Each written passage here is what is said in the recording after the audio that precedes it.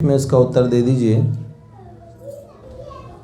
मेरा मन था कि कोई होली की बात कहता आप लोगों से, लेकिन इन्होंने कह दिया सो रसिकों की बात मानना ये बड़ी बात होती है।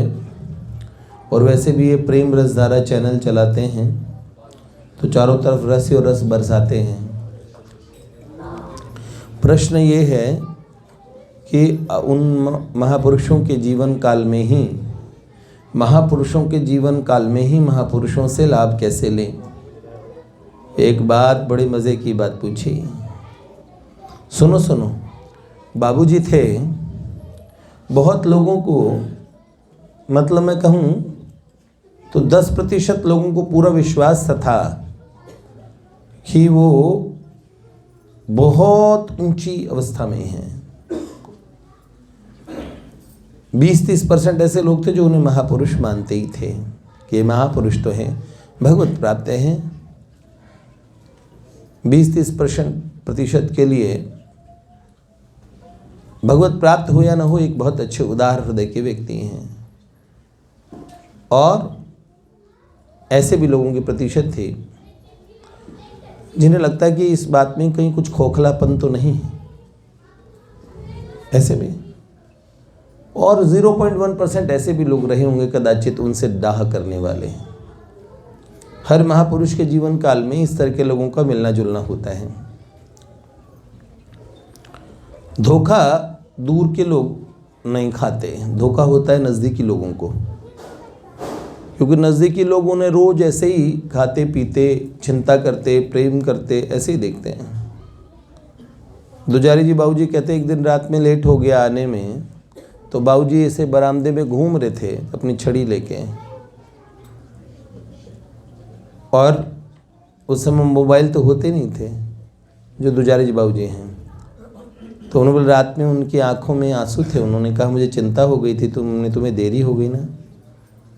आज भी वो रो पड़ते हैं। उन्होंने कहा देखो कितनी ममता करते, कितना प्रेम करते थे और सबसे पूछा करते थे। जब वो अपने महापुरुष जो तत्व है उसमें स्थित हुआ करते थे, उस समय वो सर्वज्ञ हो जाते थे, सब जानने वाले एक महापुरुष, भगवान की लीला में स्थित एक महापुरुष। बाकी समय में वो किसी के नाना जी होते थे, किसी के ताऊ जी होते थे, किसी के भाई जी, किसी के बाबू जी, सबको प्यार करने वाले। छोटी छोटी बात पे, छोटी सी बातों पे बाबूजी से पूछा करते थे, और राजी है ना भाया? अरे छोरी ठंड लग जाएगी, अरे भीगो मत बारिश में। बच्चों को कहते थे अरे ध्यान रखो गिर मत जाना। बाबा कहते थे कि उनके अंतर में ये सारी लीलाएं, नित्य जो उनके व्यवहारिक क्रियाएं जो उनसे होती है, उन एक एक छोटी से छोटी क्रिया का संपादन श्री कृष्ण के माध्यम से ही होता है। यहाँ तक कि जब उनकी ऐसी अवस्था हो चुकी थी तभी उनसे संतान पैदा हुई, बाई। तो बाबूजी की एकदम भगवनमय अवस्था में और बाई प्रकट हुई है। तो अगर हम ये कहें, उस दिव्य भगवदीय चेतना का प्रसाद है बाई। जन्मजात बाई में बहुत गुण थे। तो बाबूजी को उस काल में कितने लोग समझ पाए होंगे। आज महापुरुषों ने जैसे उन्होंने जानना शुरू किया, आध्यात्मिक जगत में जो भी उनका लेख पढ़ता था वो भाव विभोर हो जाता था, भगवान के नज़दीक आता था। सोचते थे कौन है, जो गीता प्रेस की पुस्तकों में लिखा होता है, श्री हनुमान प्रसाद पोद्दार। शिव नाम से एक वाणी आती है जिसमें शुरुआत में, कल्याण में शुरुआत में लिखा होता है विश्वास करो, विश्वास करो। वो वाणी ऐसी इस तरीके से लिखी जाती थी।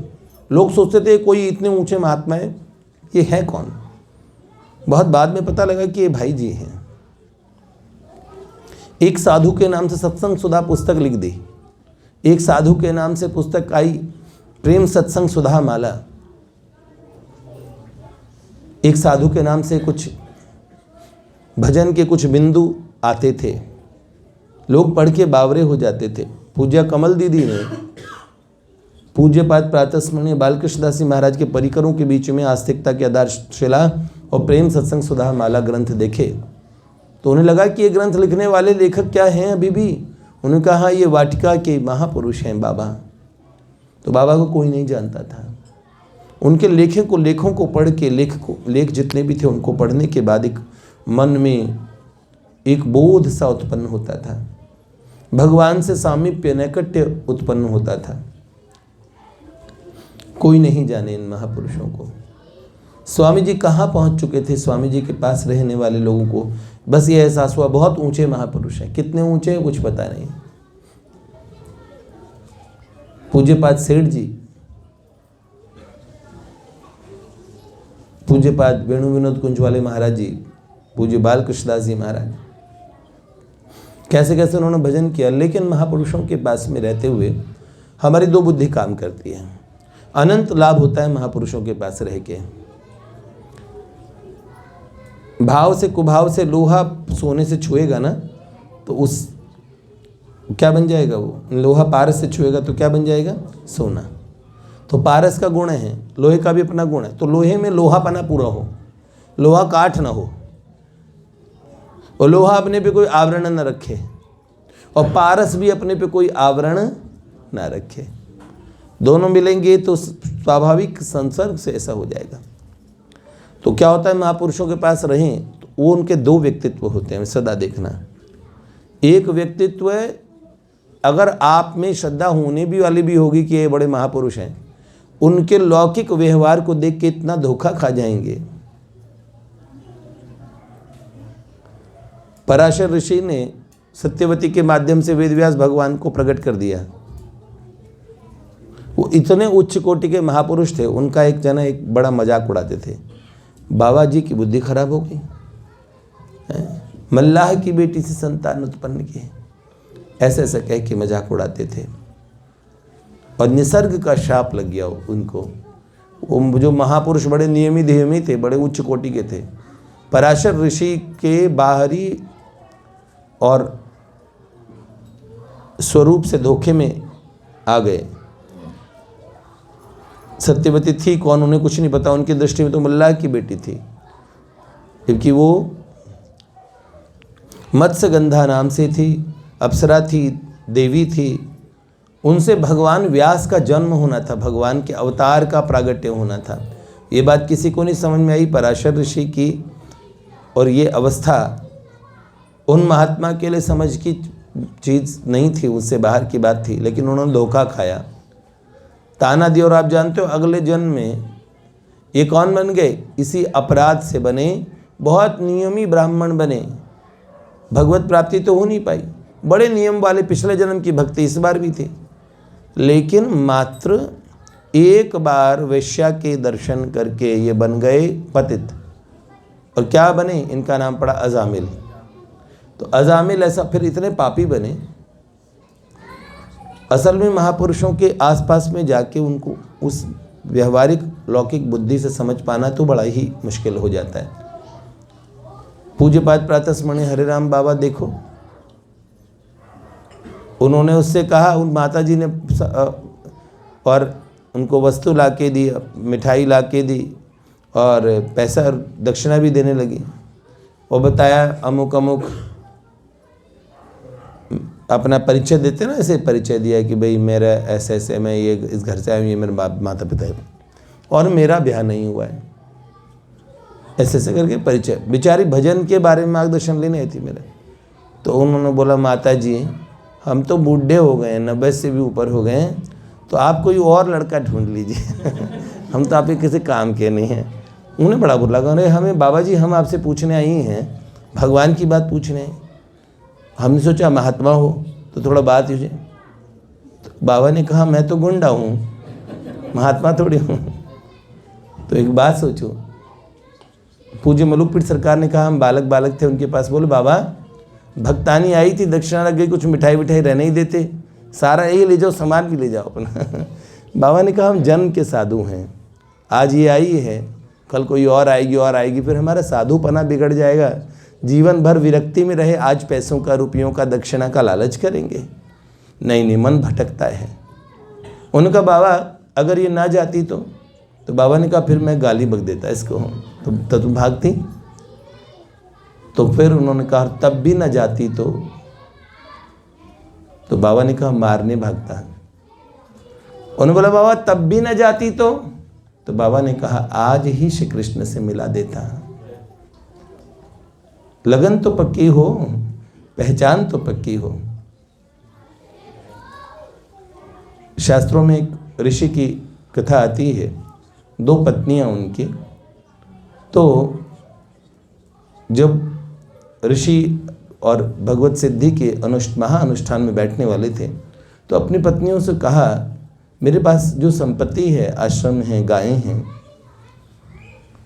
उसको बांट लो, आराम से फिर अपने पुत्रों के साथ रहना, आराम से खर्चा पानी चलाना। मेरे को तो अब महाअनुष्ठान में अपने आप को लगाना है। तो छोटी पत्नी ने और उनकी लौकिक संपत्ति के लिए कहा ठीक है हमारी जीजी और हमें आधा आधा कर दो। तो उन्होंने कहा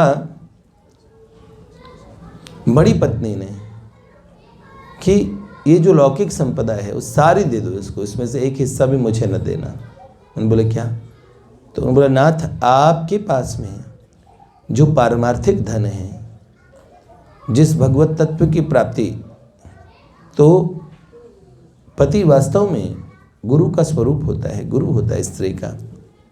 तो उन्होंने बोला आप मेरे गुरुदेव हैं और मुझे भगवत तत्व का ज्ञान कराइए। फिर उनके संवाद से कितने जिज्ञासुओं को लाभ मिला और तत्व बोध कराया उन महात्मा ने। अपनी बड़ी पत्नी को भगवत साक्षात्कार कराया, छोटी पत्नी को उन्हें जो चाहिए था वो धन उनको दे दिया। तो पास रहते हुए महापुरुषों को समझ पाना बड़ा मुश्किल काम होता है बेटे। बाहरी दृष्टि से इतना फिर नज़दीक ही न जाइए। अगर आपको उन पे संदेह करेंगे, उनको ऐसे देखेंगे, बड़ी अटपटी सी रीति है। वल्लभाचार्य महाप्रभु सन्यासी हुए ना, और फिर क्या हुआ, अचानक गृहस्थ हो गए। भगवान पंढरहरि नाथ ने आज्ञा कर दी कि आपके पुत्र रूप में मैं आना चाहता हूँ। चैतन्य महाप्रभु ब्याहता थे ना, अच्छी पत्नी को छोड़कर सन्यास ले लिया भरी जवानी में। और श्री विष्णु प्रिया जी का महाप्रभु जी से कितना प्रेम था, लोकोत्तर सौंदर्य था। ऐसा सुंदरता भी साधारण नहीं थी, चैतन्य महाप्रभु इतने सुंदर थे, फिर भी बन गए सन्यासी। और नित्यानंद प्रभु सन्यासी आए थे चैतन्य महाप्रभु के पास में, उनके 2 ब्याह करा दिए। अब जो आसपास के थे ना वो पक्के थे, उनकी बुद्धि ऐसे चलने वाली नहीं थी। उन्होंने तत्व को पाया, समझा, न मृत्यु बुद्धया सूयेत। मैंने कहा था पूज्यपाद प्रेमानंद बाबा कह रहे थे कि हम एक महात्मा से मिलने जाते थे, बड़े तत्वज्ञ महापुरुष थे, लोगों की भीड़ लग जाती थी, लेकिन उनके पास लोग आते थे ना, जल्दी से देखते लोगों की भीड़ आ रही है, लोग आ रहे हैं भगवान की प्राप्ति के। तो पता महात्मा कैसे परीक्षा लेते हैं। कबीर बाबा ने भी ऐसा किया था। एक बोतल में गंगा जल भर के घूमने लगे। एक वैश्या बाजार से जा रही थी, तो उस वैश्या बड़ी भक्तानी थी, बेचारी पर दर्शती थी, तो दूर से दंडौत करी थी। बाबा ने देख लिया, बाबा ने सुन बेटी इधर आ। उन बहुत बूढ़े हो गए थे। उन्होंने कहा जी बाबा। उन्होंने कहा एक काम करेगी मेरा? बोला हाँ। बोला देख बाजार में घूमेंगे हम लोग और मैं तेरे कंधे पे ऐसे हाथ रख लूँगा और इसमें गंगा जल होगा ऐसे। बोले बाबा ऐसा आप जैसे पवित्र महात्मा से। बाबा ने कहा काशी वालों ने तंग कर दिया, मैं बैठ के भजन नहीं कर पाता, आराम से भीड़ लगी तो बाबा ये कर दो वो कर दो। बाबा ने कई चमत्कार किए थे तो सबको पता ही था, तो लोग ऐसे ही है। बाबा ने कहा जो अच्छे अच्छे रहेंगे ना वो रह जाएंगे, और जो बाकी जो ना जो अपने फायदे वाले सब उड़नछू हो जाएंगे। उसने कहा बाबा पर मुझे बड़ा पाप लगेगा। उन्होंने बोला बेटी तुझे राम जी मिलेंगे, तो चिंता क्यों करती है। इस पाप में योनि से निकल के तू पुत्री तो है, पिता का, बूढ़े पिता का सहारा बन के घूम रही है, कोई बात नहीं तो अन्यथा। पर बाबा आपके ऊपर उंगली उठेगी, मैं इतनी खराब हूँ, मेरे को कोई कुछ नहीं कहेगा, सब आपके ऊपर कहेंगे। बाबा ने कहा इस समय तो यही तो चाहता हूँ मैं। ऐसे निकल गए। फिर भी कबीर महापुरुष रहे, कोई माई का लाल उनका कुछ नहीं बिगाड़ पाया। तेलंग स्वामी जी काशी घाट पे पड़े रहते थे। किसी ने तेजाब पिला दी तो बाल्टी की बाल्टी तेजाब पी गए। दारू पिलाई तो 5-7 बाल्टियां दारू पी गए। विश्वनाथ कहते थे 350 किलो के महात्मा, एकदम चाह काले रंग के, अंतर में उनके, और बड़े तेजस्वी थे। हाय हाय लोग सोचते थे ये क्या है। फिर बाद में लोग समझे, जब रामकृष्ण देव आए उन्होंने कही तो ये तो इस पंच भौतिक देह में साक्षात विश्वनाथ भगवान महादेव अवधूत शिरोमणि प्रकट हुए हैं। अंग्रेज जज ने बोला, हे बाबा, कलेक्टर आए, कलेक्टर साहब को बड़ा गंदा लगा, कलेक्टर साहब अंग्रेज होते थे। तो उन्होंने देखा ये नंगा पड़ा है बाबा, उनकी अंग्रेजनियाँ साथ थी, उन्होंने कहा इस बाबा को तमीज़ नहीं। बाबा को 2 चिंता अंग्रेजी में बोला, बाबा आँख भी ना खोल के देखें। जब बहुत टें टें टें टें करने लगे आसपास के सिपाही वगैरह, तो बाबा ने एक बार नज़र उठा के देखा, कुछ नहीं बोला। तो उन लोगों को बोला, बाबा को ले गए कोतवाली में, वहाँ बाबा को और जेल में बंद कर दिया कि ये सार्वजनिक रूप से नंगे रहते, इसलिए समाज की और वो बाकी लोगों का भंग होता है नियम, तो इसलिए इनको जेल में रखा जाए तो अच्छा है। काशी के लोगों में विरोध भी हुआ, लेकिन अंग्रेजों के खिलाफ मुंह खोलने की हिम्मत सब में खोले खोले नहीं थी। पर बाबा जेल में भी वैसे ही वाह वाह रही मौज फकीरा दी, कभी तो चाबे छाना चबेना, कभी लपटा लेंदे खीरा दी, कभी तो सोए राजमहल में और कभी तो गली अहीरा दी। कुत्तों के बीच में सो रहे, कभी राजाओं ने अतिथि बना लिया तो बढ़िया 5 स्टार कमरों में भी सो रहे, प्लेन में भी घूम लेते, पैदल भी चल लेते। कोई उनको, उनका अंतःकरण ऐसा होता है। तो देखा तेलंग स्वामी महाराज वो आया देखने की बाबा की हेकड़ी कैसी है। बाबा तो छत पे टहल रहे, उसने वो सिपाही सब डर गए, थानेदार उसको जेलर वेलर सबको डांटा। बोले महाराज सुबह से 10 चक्कर काट चुके हैं, लादा के बंद करते हैं अंदर, सारा ताला लगा रहते हैं, निकल के बाहर कैसे चले जाते हैं। फिर क्या हुआ, उन्होंने कहा मेरी आंख के सामने बंद करो, और चाबी खुद ले गया। थोड़ी देर बाद चेक करने आया तो बाबा छत पे बैठे थे और ताला वैसे को वैसा लगा हुआ। उसने बोला इसकी कोई डुप्लीकेट चाबी भी नहीं, ताला तोड़ा भी नहीं गया, निकलते कैसे है बाबा। एक भारतीय वकील, उन्होंने रिट डाल दी कि ऐसे भारतीय श्रद्धा के केंद्र के महात्मा के ऊपर रैसा लगा रहे थे। तो इन्हीं अपना ही तो आग्रह था इनका। तो जज साहब बैठे कोर्ट में, तो उन्होंने बोला क्या, और इन बाबा में ऐसा क्या है जो आप अलग सा मानते हो। तो बोले जो ये कर सकते वो हम कर सकते हैं, ये इनमें। बोला नहीं बाबा बहुत कुछ कर सकते। बाबा अभी तक कुछ नहीं हुए। उन्होंने जज को देखा, उन्होंने कहा जो मैं कर सकता हूं तुम कर सकते हो, और फिर बाबा ने वो किया हम बताएंगे नहीं।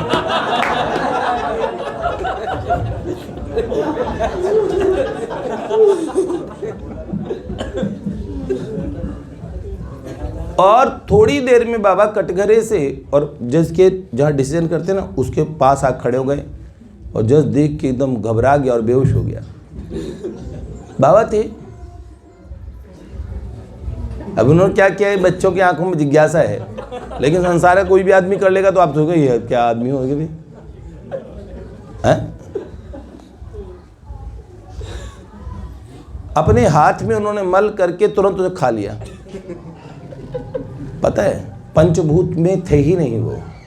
बुल्ले शाह की बात सुनिए, बुल्ला की जाना मैं कौन, न में मृत्यु शंका न में जाति भेद है। एक ऐसे स्वरूप थे, वो अघोर हो चुके थे।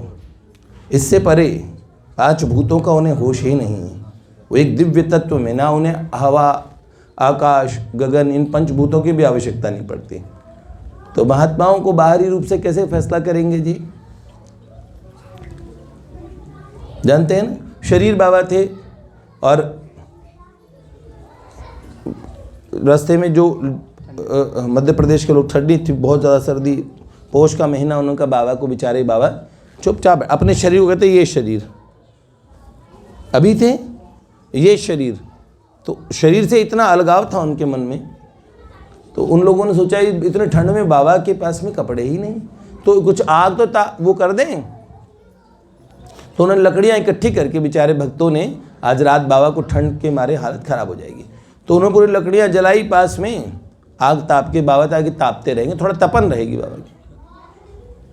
सुबह जब वो उस रास्ते से उधर दूसरे गांव से आ रहे थे, उन्होंने देखा बाबा का भी हालचाल पता करते, देखा तो बाबा का लकड़ियों में आधा पैर था जो पूरा जल चुका था, राख बन चुका था, और आधा जांघ तक का पैर जला पड़ा था।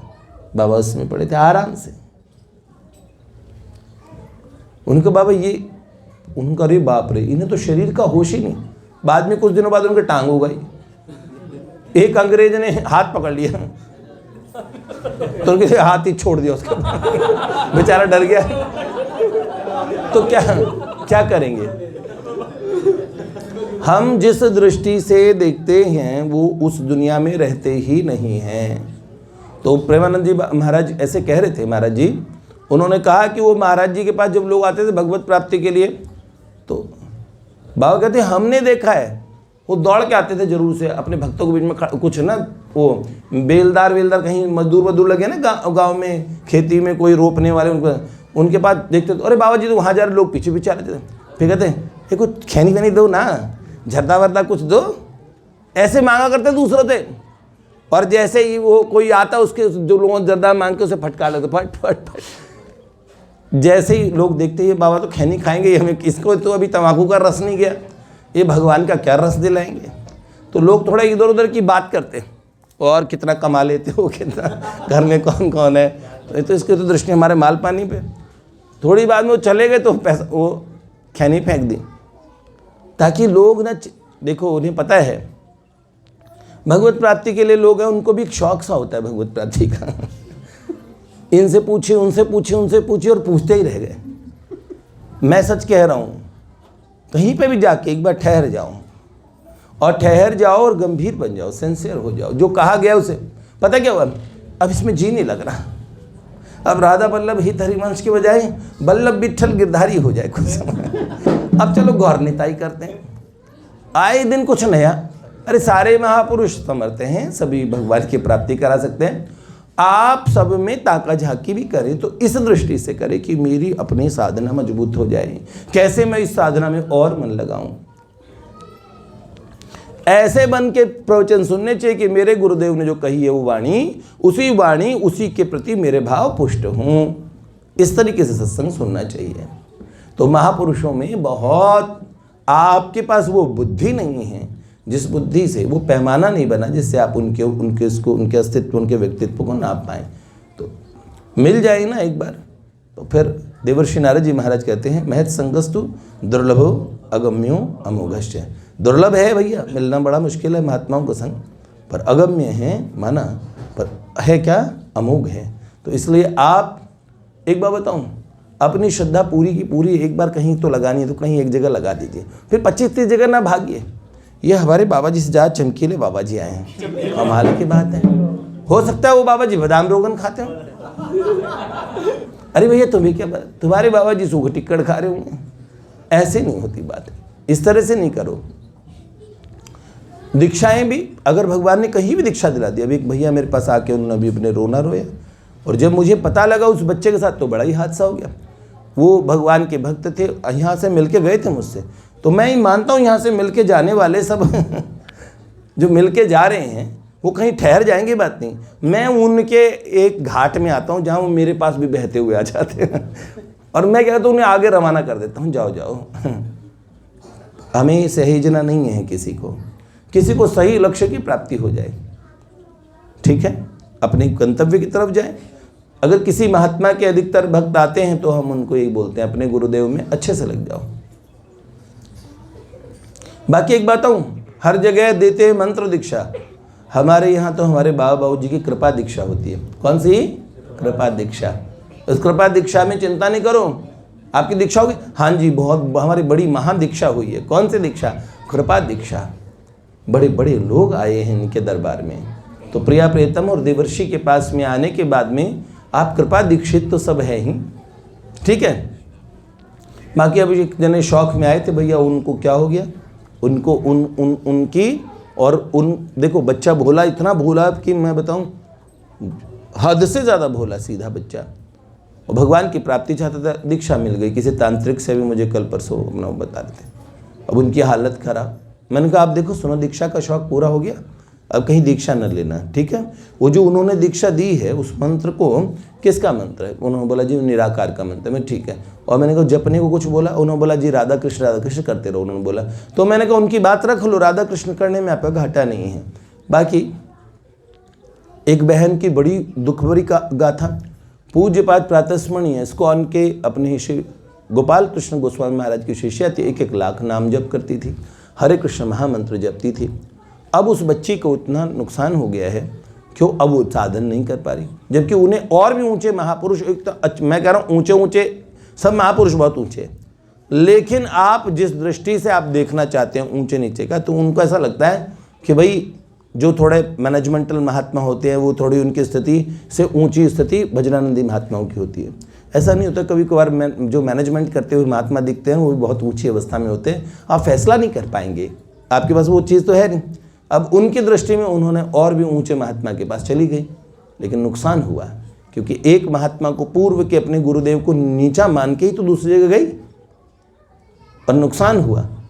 जो पूज्यपाद श्री गोपाल कृष्ण गोस्वामी महाराज जी के सानिध्य में भी इतना भजन हो पाता था, वो भजन कम क्यों हुआ एक श्रेष्ठ महात्मा के पास जाने के बाद में भी? क्योंकि कहीं ना कहीं वो अपराध हो गया। आवश्यकता क्या थी? वो जो महात्मा जो बोल रहे थे ना उनसे, अब लेकिन अब उनसे संबंध जुड़ गया ना, क्योंकि राधा राधा नाम जपने लगी थी खूब। अब राधा राधा नाम भी छूट गया और महामंत्र भी छूट गया, दोनों के बीच में स्थिति खराब हुई ना। एक बहन का पूज्यपाद प्रातस्मरणीय श्री अवधेशानंद गिरि जी महाराज को छोड़ के उन्होंने कहीं दीक्षा ले ली, और बहुत उनकी दृष्टि में उन्होंने बहुत ऊंचे महात्मा से दीक्षा ली। आवश्यकता क्या थी? आप भजन अंगीकार कर लीजिए। पूज्यपाद प्रातस्मरणीय वेणु विनोद कुंज वाले महाराज जी ने पंडित श्री रामकृष्ण दास बाबा जी से क्या पूछा, जो ब्रज रसिकों के मुकुटमणि कहे जाते थे, उनसे पूछा क्या दीक्षा की आवश्यकता कंपलसरी है? उन्होंने कहा भगवान की प्राप्ति के लिए या हरे कृष्ण महामंत्र से गोपी भाव की प्राप्ति और श्री कृष्ण की प्राप्ति हो जाएगी। तो उनका हो जाएगा हो जाएगा हो जाएगा, इसी से हो जाएगा।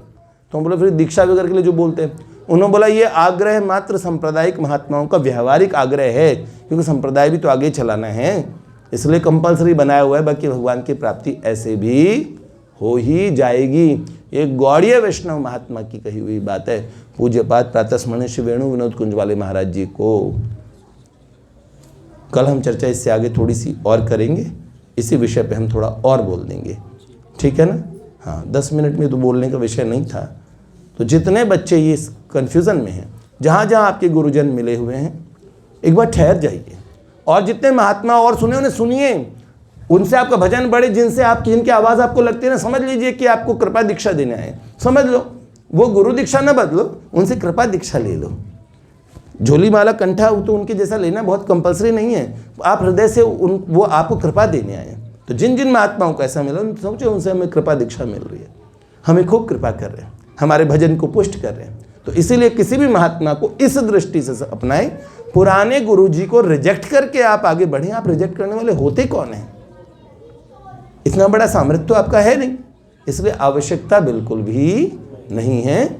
अगर कहीं लगता है कि आपकी भजन पद्धति बिल्कुल ही अलग हो गई है, केवल वो केस है कि अब आपको उस भजन पद्धति से एकदम हटके, जैसे किसी ने बोला मैं तो एकदम, मेरे गुरुदेव का तो निराकार है, मेरे गुरुदेव की तो ये रसमयी साधना ही नहीं, तो उन गुरुदेव का बताओ उस समय क्या करो, उन्हें रिजेक्ट मत करो। उन्हें कहो मेरी एक मार्ग के गुरुदेव ये भी हैं, मेरे को इस मार्ग में इनसे वे मेरी, ऐसा होता है। कई गुरु भी हो सकते हैं, पर अपराध कहाँ होता है? आपकी सोच से अपराध हो जाता है। जब आप उनके प्रति हेय दृष्टि देखते हैं कि ये बड़े श्रेष्ठ हैं और ये बड़े महान हैं। कैसे निश्चय किया आपने ये श्रेष्ठ महान है? उन्होंने कितना सिखाया? जब आप इनके पास आए थे तो कैसे आए थे? तो उस दृष्टि से अपनी दृष्टि देखो, नापो, उनको जब भी याद करो तो उन्हें नमन करो पहले, और फिर आपको कोई दूसरे मार्ग में कहीं आपको कहीं ठौर दिखती है, कहीं आपका रस की कोई पद्धति में थोड़ा, तब पद्धति परिवर्तन करना चाहिए बेटे। एक पद्धति वाले महात्मा वो भी रस की बात बता रहे, वो भी रस की बात बता रहे, खाली शौकिया दीक्षा बदलने में लगे, ये नहीं बेटे, ठीक है। जय जय श्री राधे।